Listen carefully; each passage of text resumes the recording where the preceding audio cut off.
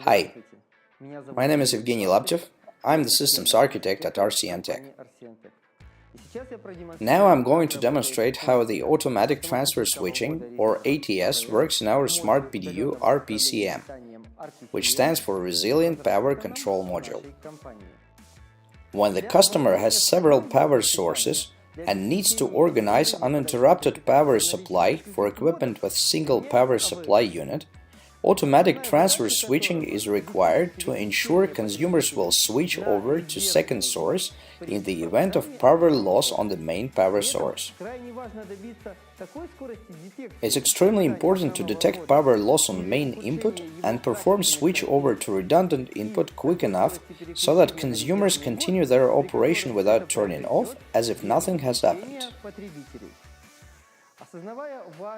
Having recognized the importance of this function, we have implemented ATS functionality in the RPCM. RPCM has two independent inlets. The main one is illuminated now by a green light and the backup inlet by a blue light. To demonstrate how this works live, I'll now turn off the main inlet.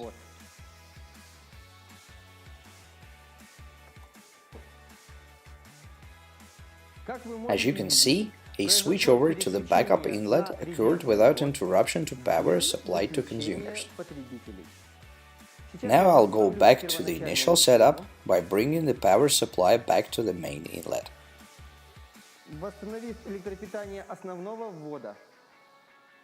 Once the specified stabilization timeout expires, RPCM will switch the power supply feed to the initially active inlet.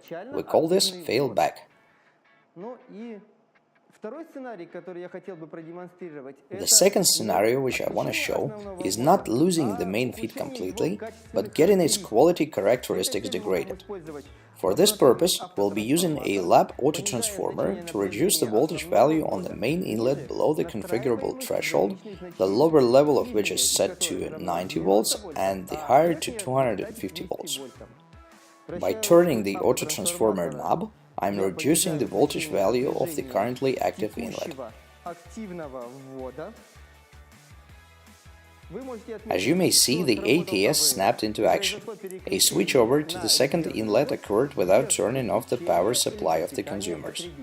We can see the same thing in the RPCM Web Management Console, where the second inlet became active and the first inlet is now in a mode where the qualitative characteristics have exceeded the defined limits. Now I'll turn the knob of the autotransformer, restoring the main input's qualitative characteristics. The qualitative characteristics have been restored, and when the specified stabilization timeout expired, a switch over to the initially active input will occur. I'll demonstrate the same thing for the higher configured limit of 250 volts. Turning the autotransformer knob again as before will reach the point where ATS will kick into action and a switch over to the backup inlet will occur.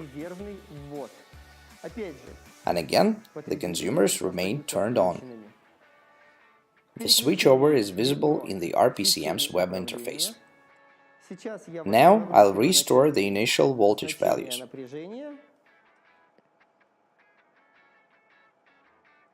The power quality of the initially active inlet has been restored. After some time, we'll again see that the initially active inlet will become the main one. This is how the automatic transfer switching function works in the RPCM. Thank you.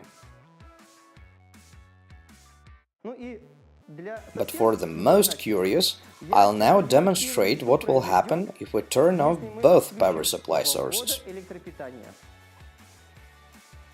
From the consumer's point of view, there is nothing surprising. They've all lost power. But during a 10-second span, RPCM will save information about that event. And in the future, after RPCM is turned on again, you'll be able to understand what happened at the moment the module was turned off. It also allows for notifying external monitoring systems and administrators if the network is still capable of transmitting data.